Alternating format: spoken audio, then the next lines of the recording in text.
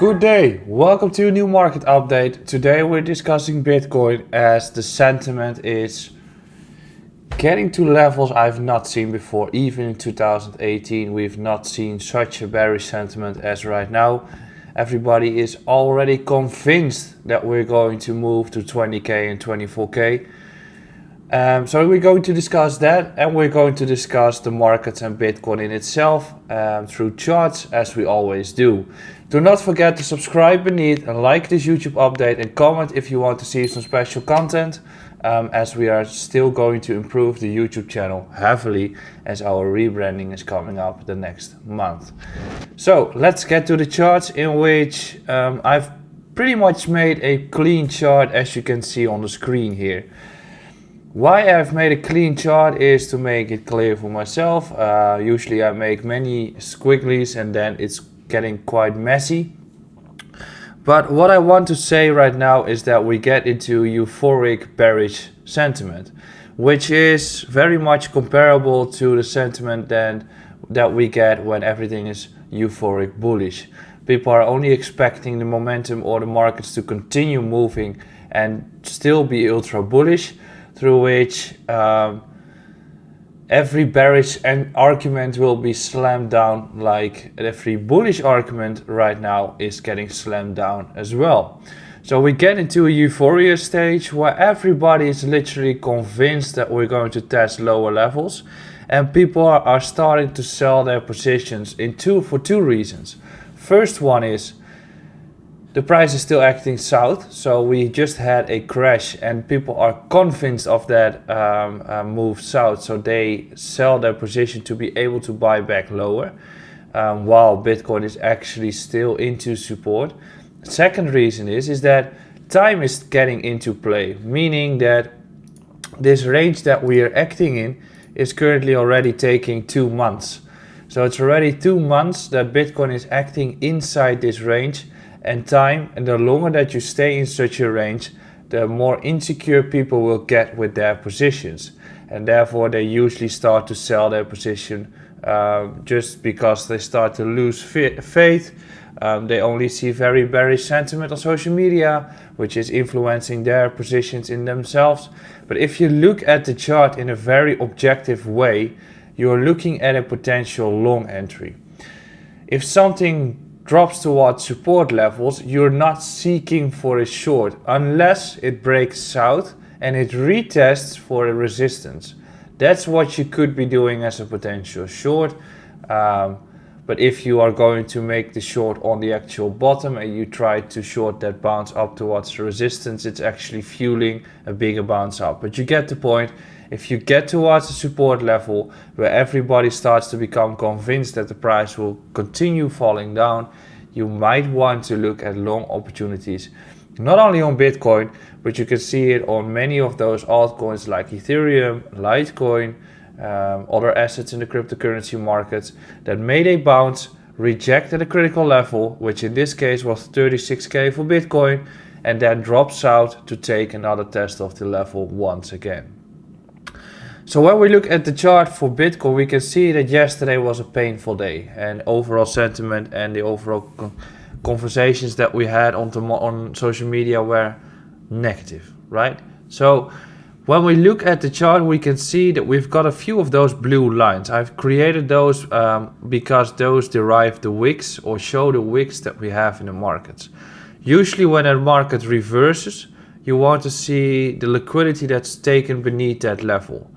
But next to that, we also know that we have lost a very important support level, which I mark green here. It's the level around 31k, through which Bitcoin has been bouncing heavily. And from that perspective, I was assuming that we would get a very heavy acceleration south, through which you get such a spring or a heavy wick and a huge volume candle. However, that huge volume candle will probably only happen once we break south of those wicks here, through which the liquidity gets tapped. However, we are currently just consolidating at this level beneath 31k and still in the support zone, as all those wicks show us that it's currently a support zone. The majority is looking for shorts and the majority is into shorts. So if we flip that argument of a potential wick to the south in which longs are getting squeezed, what is the max pain scenario when everybody is expecting the downward scenario to play out? It's the upward scenario. So it's the same, or actually the same mindset as when markets are in 2017, for instance, 18K, where everybody's expecting the markets to go to 40K, or during the recent run to 60K, expected to run to 80K. What is the max pain scenario and what is the actual position of the markets right now? In the case of Bitcoin at 60K, the position of the markets is that everybody is long. We know that from the funding range, we know that from the sentiment, etc. Now, everybody is either looking for shorts and second, selling their spot positions to buy back lower. So if Bitcoin is able to regain that 31K level, it might be able to squeeze to the upside. So if 31K breaks, or it breaks to, 31 is the first level. The second level is this wick here around 32.5. If that breaks as well, you might get a cascade of liquidations of shorts. So then the price will continue moving to the upside, and then I would not be surprised if you get to 36K, as that's the next level, 35.5. Next to that, we also know, or we also see a potential falling wedge and a potential bullish divergence, which as a matter of fact will only be valid if Bitcoin is able to break this 31K level and starts to trend upwards. If we do that, this move that we just have seen beneath 31K is a very comparable scenario to what we've just seen at 63K in the period that we were ranging on the upper side. So what did happen afterwards? We did see that we got the range all the way down towards the low, in which it would not be a surprise based on the fact that everybody is shorting and based on the fact that everybody is selling their spot positions that want to buy back once we break critical levels. I think a run towards these highs in the coming weeks would not be a surprise based on the fact that we just play the other side of the range.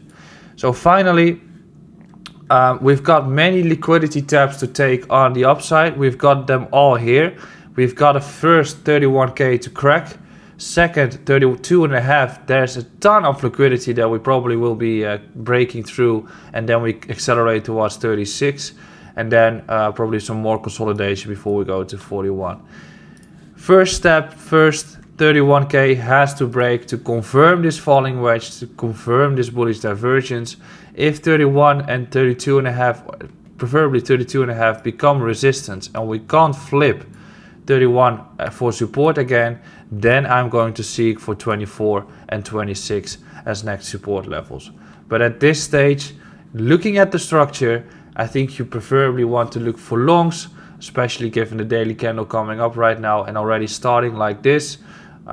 Especially if we crack 31K, it can go fast. So that's my update for today. I'll be back tomorrow with a fresh new update on Ethereum. Have a great day, enjoy life, and I'll see you again soon.